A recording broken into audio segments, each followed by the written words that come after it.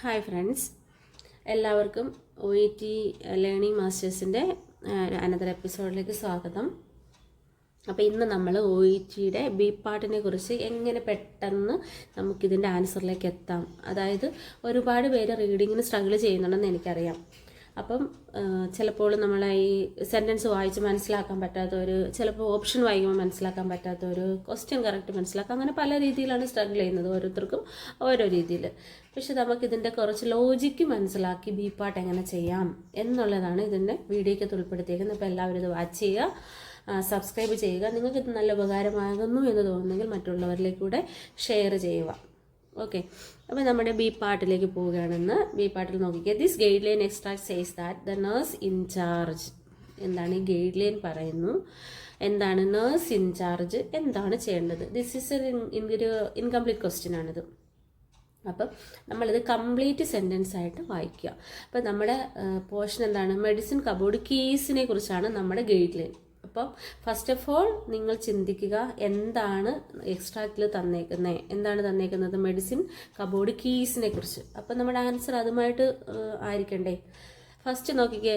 The nurse incharge must supervise the opening of the controlled drug cupboard. Nurse incharge ഉറപ്പായിട്ട് supervise ചെയ്യണമെന്ന്. എന്ത്? Controlled drug cupboard. അതാണോ നമ്മുടെ question? അതാണോ?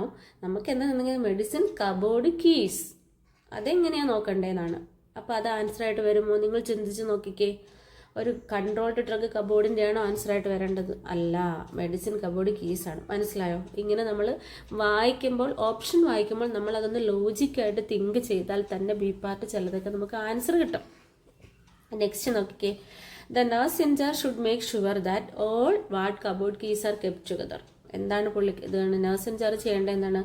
Should make sure, ഉറപ്പാക്കണമെന്ന്. എല്ലാ വാർഡ് കബോർഡ് കീസും ഒരുമിച്ചുണ്ടെന്ന് ഉറപ്പാക്കണമെന്ന്. അങ്ങനെ വരുമോ? ലോജിക്കലി അങ്ങനെയാണോ? എല്ലാ വാർഡ് കബോർഡ് കീസും ഒരുമിച്ചാണോ കെപ്റ്റ് ചെയ്യുന്നത് നമ്മൾ? അല്ല. നെക്സ്റ്റ് നോക്കിക്കേ. Nurse incharge can delegate responsibility for the cupboard keys to another ward. വേണമെങ്കിൽ എന്താണ് ആ റെസ്പോൺസിബിലിറ്റി അനദർ വാർഡിലെ സിസ്റ്ററിലേക്ക് ഒന്ന് കൊടുക്കുക നമുക്ക്. Can delegate. മനസ്സിലായോ? അപ്പം നമ്മൾ ഇത് വായിക്കുമ്പോൾ തന്നെ നമ്മുടെ മൈൻഡിലേക്ക് കൊണ്ടുവരും. നമുക്ക് നേറ്റീവ് ലാംഗ്വേജ് ഏതാണോ അതിലേക്ക് നമ്മൾ ക്വസ്റ്റ്യൻ വായിച്ചെടുക്കുക, ഓപ്ഷൻ വായിച്ചെടുക്കുക, അങ്ങനെ അതിലേക്ക് ആൻസറിലേക്ക് എത്തുക. അങ്ങനെയാണെങ്കിൽ നമുക്ക് കുറച്ചുകൂടി ഈസിയാണ്. മനസ്സിലായോ? അപ്പം നമ്മളൊരു ഒരു ആൻസർ കണ്ടുവച്ചു. എന്താണ്? ഗൈഡ് ലൈൻ എക്സ്ട്രായിട്ട് നഴ്സ് ഇൻചാർജ് ചെയ്യേണ്ടത് എന്താണ്? Can delegate responsibility for the cupboard keys. നമ്മുടെ ആൻസർ കബോർഡ് കീസ് ആണ്. അപ്പോൾ അതിലേക്ക് വന്ന ആൻസർ അതല്ലേ? സി അല്ലേ? ചിന്തിച്ച് നോക്കിക്കേ. അങ്ങനെ ആലോചിക്കാം. ഇനി നമുക്കതൊന്ന് ആ ക്ലാരിറ്റി വേണ്ടിയിട്ട് നമ്മൾ എന്താണ് മെഡിസിൻ കബോർഡ് കീസിൻ്റെ എക്സ്ട്രാക്ട് നമ്മൾ വായിക്കുന്നു. The keys for the control drug cupboard for the ഇതിനുള്ള, അങ്ങനെ നമ്മൾ ഓരോന്നും നോക്കി വായിക്കണം. The responsibility of the nurse incharge ആണ്. They may be passed to a register nurse in order for them to carry out their duties and return to the nurse incharge. അപ്പോൾ എന്താണ്? They may be passed, അത് register നഴ്സിൽ pass ചെയ്യാൻ പറ്റും. Duties carry out ചെയ്യാൻ വേണ്ടി തിരിച്ച് എന്ത് ചെയ്യും? നഴ്സ് ഇൻചാർജിലേക്ക് തന്നെ കൊടുക്കും. If the keys for the control drug cupboard go missing, ഇങ്ങനെയാണെങ്കിൽ, മിസ് ചെയ്യുകയാണെങ്കിൽ, the log must be changed and pharmacy informed and insurance form complete ചെയ്യണം. അതെന്താ അവിടെ ചെയ്യേണ്ടതെന്നാണ് പറഞ്ഞിരിക്കുന്നത്. ഇങ്ങനെയാണെങ്കിൽ ഇങ്ങനെ ചെയ്യുക. മനസ്സിലായെന്ന് വിചാരിക്കുന്നു. അടുത്ത, the control drug cupboard key should be kept separately from, എന്താണ്? സെപ്പറേറ്റ് ആയിട്ട് കെപ്റ്റ് ചെയ്യുക from the main body of keys. അപ്പം നമ്മുടെ ബി ഓപ്ഷൻ തെറ്റാണെന്ന് മനസ്സിലായില്ലേ? അപ്പം നമ്മളത് മലയാളത്തിൽ മനസ്സിലാക്കി വെച്ചുകൊണ്ട് നമ്മൾ എക്സ്ട്രാക്ട് വായിക്കുമ്പോഴും നമുക്ക് മനസ്സിലാവും. അതാണ് സെപ്പറേറ്റ്ലി, മെയിൻ ബോഡിയിൽ നിന്ന് സെപ്പറേറ്റ് ചെയ്ത് വെക്കണം എന്നാണ് പറയുന്നത്. മറ്റേത് എന്താണ്? ഒരുമിച്ച് വെക്കണമെന്നാണ്. So we have to eliminate the option B. Then, apart from in exceptional circumstances, the key should not leave the ward or department. അവിടെ വാർഡിലോ ഡിപ്പാർട്ട്മെൻറ്റിലോ ഇട്ടിട്ട് പോകരുത് എന്നാണ്. ഇഫ് നെസസറി, അത്യാവശ്യമാണെങ്കിൽ, nurse incharge should arrange for the keys to be held in a neighbouring ward. If necessary, അതാണ് can delegate. അത്യാവശ്യമാണെങ്കിൽ, നമ്മുടെ answer വന്ന് കണ്ടോ? എന്ത് ചെയ്യണം? Neighbouring ward or department by the nurse incharge. അവിടെയുള്ള നഴ്സ് ഇൻചാർജിനോ എന്ത് ചെയ്യണം? നമ്മുടെ ഈ കേസ് നമുക്ക് കൊടുക്കാൻ പറ്റും അല്ലേ? ഇങ്ങനെ മലയാളത്തിൽ മനസ്സിലാക്കിയാൽ നമുക്ക് ബി പാർട്ട് ഭയങ്കര ഈസിയാണ്. അപ്പോൾ നമ്മുടെ ആൻസർ ഒന്ന് നോക്കിക്കേ.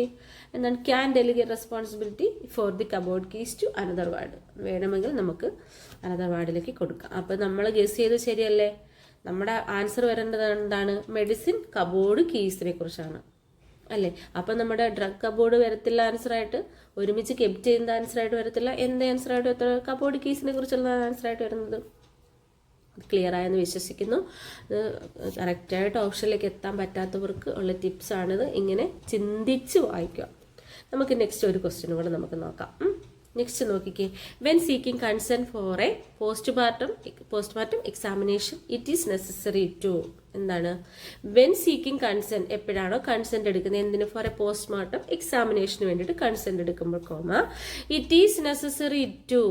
ടു ഒക്കെ ഭയങ്കര ഇമ്പോർട്ടൻ്റ് ആണ്. It is necessary to give a valid reason for conducting it. Correct ആയിട്ടുള്ള ഒരു വാലിഡ് ആയിട്ടുള്ള റീസൺ കൊടുക്കുക, ഇതെന്തിനാണ് കണ്ടക്ട് ചെയ്യുന്നതെന്ന്. It is necessary to allow all relatives the opportunity decline it. അത് നടക്കുന്ന കാര്യമാണ്. നിങ്ങൾ ലോജിക്കലി ചിന്തിച്ച് നോക്കിക്കേ. പോസ്റ്റ്മോർട്ടം എക്സാമിനേഷൻ കണ്ടക്ട് ചെയ്യുമ്പോൾ it is necessary to allow എല്ലാ റിലേറ്റീവ്സിനെയും ഓപ്പർച്യൂണിറ്റി ഡിക്ലൈൻ ഇറ്റ്. അത് നടക്കുന്ന കാര്യമാണോ? നെക്സ്റ്റ് ഓപ്ഷൻ നോക്കിക്കേ. It is necessary to only raise the subject after death has occurred. എന്താണ് ഒൺലി റേസ് ദ സബ്ജക്റ്റ്? എപ്പോഴാണ് ഈ സബ്ജക്റ്റ് റേസ് ചെയ്യേണ്ടത്? ആഫ്റ്റർ ഡെത്ത് നടന്നതിന് ശേഷം ഒക്കേഡ്. അപ്പം വെൻ സീക്കിംഗ്, എപ്പോഴാണ് consent for postmortem examination it is necessary to, അത്യാവശ്യമാണ്. എന്താണ് അത്? നമ്മൾ ലോജിക്കായിട്ട് ചിന്തിക്കുമ്പോൾ എന്താ വരുന്നത്? Give a valid reason for conduct. Correct അല്ലേ? കറക്റ്റായിട്ടൊരു റീസൺ ചെയ്തിട്ടേ നമ്മളത് ചെയ്യാവൂ. അല്ലാതെ എല്ലാ റിലേറ്റീവ്സിൻ്റെയും കൺസെൻറ്റ് എടുത്തെടുത്ത് ചെയ്യാൻ പറ്റുന്ന കാര്യമല്ല. Only raise the subject after death has occurred. അപ്പം നമ്മുടെ ഇതിലോട്ട് പോവാം. പോസ്റ്റ്മോർട്ടം കൺസെൻ്റ് ആണ്. A senior member of the clinical team, preferably the consultant in charge of the care, മനസ്സിലാണെന്ന് വിശ്വസിക്കുന്നു. അത് should raise the possibility of a postmortem examination with the most appropriate person to give consent. അത് കറക്റ്റായിട്ടുള്ള most appropriate ആയിട്ടുള്ള ഒരാളിൽ നിന്നാണ് consent മേടിക്കുന്നത്. അപ്പം നമ്മുടെ ബി ഓപ്ഷൻ തെറ്റാണ്. നമുക്ക് മനസ്സിലായില്ലേ? ഓൾ റിലേറ്റീവ്സും ഉണ്ടോ? ഇല്ല. അടുത്ത the person consenting will need an explanation of the reason, എന്താണ് കാരണമെന്ന്, for the postmortem examination and what it hopes to achieve. അതിൻ്റെ കറക്റ്റായിട്ടുള്ള റീസൺ പറഞ്ഞ് മനസ്സിലാക്കി കൊടുക്കുക. The first approach should be made as soon as it is apparent that a postmortem examination may be desirable as there is no need to wait until the patient has died. അപ്പോൾ എന്താണ്? Third option തെറ്റാണെന്ന് മനസ്സിലായില്ലേ? അത് വായിച്ചപ്പോൾ മനസ്സിലായില്ലേ? അടുത്ത many relatives are more preferred for the consenting procedure if they have had time to think about it beforehand. അപ്പം നമ്മളോട് ചോദിച്ചേക്കുന്നത് വെൻ കൺസെൻറ്റ് എടുക്കുമ്പോൾ postmortem examination it is necessary to, എന്താണ്? അതാണ് പറഞ്ഞേക്കുന്നത്. നമ്മുടെ ആൻസറിലേക്ക് വന്ന എവിടെയാണ്? The person consenting will need an explanation of the reason for the postmortem examination and what it hopes to achieve. അതാണ് നമ്മുടെ ആൻസർ വന്നത്. ഇഫ് നെസസറി എന്താണ് കറക്റ്റായിട്ട് ചെയ്യേണ്ടത് എന്നുള്ളത് മനസ്സിലായോ? അപ്പോൾ ഇത് ലോജിക്കായിട്ട് തിങ്ക് ചെയ്ത് നോക്കിക്കേ. ഇറ്റ് ഈസ് നെസസറി, വാലിഡ് ആയിട്ടുള്ള റീസൺ കൊടുക്കുക എന്നുള്ളതല്ലേ. അപ്പം എന്ത് കാര്യവും നമ്മൾ മലയാളത്തിലേക്ക് കൊണ്ടുവന്ന് അതിൻ്റെ അർത്ഥം മനസ്സിലാക്കി വായിച്ച് അതിൻ്റെ ലോജിക്കും കൂടെ മനസ്സിലാക്കിയാൽ ഉറപ്പായിട്ട് നമുക്ക് കറക്റ്റ് ബി പാർട്ട് ആയിക്കോട്ടെ സി പാർട്ട് ആയിക്കോട്ടെ ആൻസറിലേക്ക് എത്താൻ പറ്റും. പക്ഷേ അതിൻ്റെ വേ മനസ്സിലാക്കണം, അതിൻ്റെ ലോജിക്ക് മനസ്സിലാക്കണം. അതാണ് നമ്മൾ ഈ ക്ലാസ്സിലൂടെ പ്രൊവൈഡ് ചെയ്യുന്നത്. നെക്സ്റ്റ് ഒരു ക്വസ്റ്റ്യൻ കൂടെ നോക്കിക്കേ. The purpose of those notes about an incinerator is ഇത് വേറെ ടൈപ്പ് ഓഫ് ക്വസ്റ്റ്യൻസ് ആണ്. എന്താണ്? എബൌട്ട് ആൻ ഇൻസിനറേറ്റർ, അതായത് എബൌട്ട് ടൈപ്പ് ഓഫ് ക്വസ്റ്റ്യൻസ് നല്ല എളുപ്പമാണ് നമുക്ക് ക്രാക്ക് ചെയ്യാനായിട്ട്. അതായത് എബൌട്ട് ടൈപ്പ് പറയുമ്പോൾ അതിനെക്കുറിച്ച് എന്തിനെക്കുറിച്ചാണോ പറയുന്നത് അതിൽ ഫോക്കസ് ചെയ്താൽ മതി. മനസ്സിലായെന്ന് വിശ്വസിക്കുന്നു. അപ്പോൾ ഇത് പർപ്പസ്, അതിൻ്റെ പർപ്പസ് എന്ന് പറയുന്നത് ഓഫ് ദീസ് നോട്ട്, താഴെ കൊടുത്തേക്കുന്ന നോട്ട്സ് എബൌട്ട് ഇൻസിനറേറ്ററിനെ കുറിച്ച് എന്താണ് പറയുന്നത്? ലോക്കോസ് ഇൻസിനറേറ്റർ ജനറൽ ഓപ്പറേറ്റിംഗ് നോട്ട്സ് ആണ് നമുക്ക് തന്നിരിക്കുന്ന എക്സ്ട്രാക്റ്റിൽ. അപ്പോൾ നോക്കിക്കേ, incinerator is to help maximise its efficiency. Option A helps maximise its efficiency. അതായത് ഈ നോട്ട്സിൻ്റെ പർപ്പസ് എന്ന് പറയുന്നത് നമുക്ക് മനസ്സിലാക്കുന്നത് about incinerator is to help ചെയ്യുന്നു മാക്സിമൈസ് ഇറ്റ്സ് എഫിഷ്യൻസി. അടുത്ത എന്താണ്? The purpose of these notes about an incinerator is to give guidance on certain safety procedures. ചില സേഫ്റ്റി പ്രൊസീജിയേഴ്സിൻ്റെ ഗൈഡൻസ് തരുന്നു. അതാണോ നമ്മുടെ ക്വസ്റ്റ്യൻ? എബൌട്ട് ആൻ ഇൻസിനറേറ്റർ എന്ന് പറയുമ്പോൾ ഇൻസിനറേറ്ററിനെ ഫോക്കസ് ചെയ്ത് ഉള്ള ഒരു കാര്യമായിരിക്കണം നമ്മുടെ ആൻസറായിട്ട് വരേണ്ടത്. അതാണ് അവിടെ ചെയ്യേണ്ടത്, അതാണ് അവിടുത്തെ ടിപ്പ്. ഈ ടൈപ്പ് ഓഫ് ക്വസ്റ്റ്യൻസ് വരുമ്പോൾ അവിടെ ഒരു ടിപ്പുണ്ട് പ്രയോഗിക്കേണ്ടത്. എന്താണ് അവിടെ എടുക്കേണ്ടത്, എന്താണ് അവിടെ നമുക്ക് മനസ്സിലാക്കേണ്ടത് എന്ന് ചിന്തിച്ചാൽ തന്നെ ആൻസർ അവിടെ കിട്ടും. നെക്സ്റ്റ് ഓപ്ഷൻ നോക്കിക്കേ. Purpose of these notes about an incinerator എന്ന് വെച്ചാൽ ഇൻസിനറേറ്ററിനെ കുറിച്ചുള്ള നോട്ട്സിൻ്റെ പർപ്പസ് എന്ന് പറയുമ്പോൾ is to recommend a procedure for waste separation. Recommend ചെയ്യുവാണെന്ന് വേസ്റ്റ് സെപ്പറേഷൻ പ്രൊസീജിയറിനെ കുറിച്ച് ആണോ? ഒരു ഇൻസിനറേറ്റർ എന്ന് പറയുമ്പോൾ അത് വേസ്റ്റ് സെപ്പറേറ്റ് ചെയ്യുന്ന പ്രൊസീജിയർ ആണോ? ചിന്തിച്ച് നോക്കിക്കേ. ഇങ്ങനത്തെ ടൈപ്പ് ഓഫ് ക്വസ്റ്റ്യൻസ് വന്നാൽ നമുക്ക് ഇവിടെ വെച്ച് തന്നെ എലിമിനേറ്റ് ചെയ്ത് ആൻസർ എടുത്തുകൂടായോ? എക്സ്ട്രാക്റ്റ് പോലും വായിക്കാതെ നമുക്ക് ആൻസർ എടുക്കാൻ പറ്റും. അങ്ങനത്തെ ടൈപ്പ് ഓഫ് ക്വസ്റ്റ്യൻസ് ആണ് എബൌട്ട് ടൈപ്പ് ഓഫ് ക്വസ്റ്റ്യൻസ്. എങ്ങനെ അതിൻ്റെ ലോജിക്ക് മനസ്സിലാവുക, അതിലേക്ക് വരിക. അപ്പോൾ ഈസിയാണ്, വിത്തിൻ മിനിറ്റ്സ് നമുക്ക് അതിന് ആൻസർ എടുക്കാൻ പറ്റും. അപ്പോൾ അതാണ് സെക്കൻഡ് വരുമോ option, give guidance certain safety procedures അല്ല, നമുക്ക് ഇൻസിനറേറ്ററിനെ കുറിച്ചാണ് അറിയേണ്ടത്. അപ്പോൾ അത് എലിമിനേറ്റ് ചെയ്യാം. വേസ്റ്റ് സെപ്പറേഷൻ്റെ അല്ല നമുക്കറിയേണ്ടത്. എന്താണ് ഇൻസിനറേറ്റർ വേസ്റ്റ് സെപ്പറേഷനാണോ യൂസ് ചെയ്യുന്നത്? ആലോചിച്ച് നോക്കിക്കേ. അല്ല. അപ്പോൾ ആൻസർ ഓപ്ഷൻ എ വരും. നമുക്ക് വായിച്ച് നോക്കാം. ഹോസ്പിറ്റൽ വേസ്റ്റ് മാനേജ്മെൻ്റ് ആണ് ഇതിനകത്ത് വരുന്നത്. ജനറൽ ഓപ്പറേറ്റിംഗ് നോട്ട്സിൽ വരുന്നത് ഹോസ്പിറ്റൽ വേസ്റ്റ് മാനേജ്മെൻ്റ് ആണ്. Materials with high fuel values such as എന്തൊക്കെയാണെന്ന്. സച്ചാസ് എന്ന് വരുമ്പോൾ നമ്മൾ വായിക്കുമ്പോൾ ശ്രദ്ധിക്കണം, ആ ഹൈ ഫ്യൂവൽ വാല്യൂസ് എന്തൊക്കെയാണ്, സച്ചാസ് ആ മെറ്റീരിയൽസ് എന്തൊക്കെയാണ്. Such as plastics, paper, card and dry textiles will help maintaining high incinerator temperature. ഇതൊക്കെ ഹെൽപ്പ് ചെയ്യുന്നു will maintaining high incinerator temperature. If possible, സാധ്യമാണെങ്കിൽ a good mix of waste material should be added with each batch. എന്താണ് good mix of waste material വേണം ഓരോ ബാച്ചിൻ്റെ കൂടെ add ചെയ്യാൻ വേണ്ടിയിട്ട്.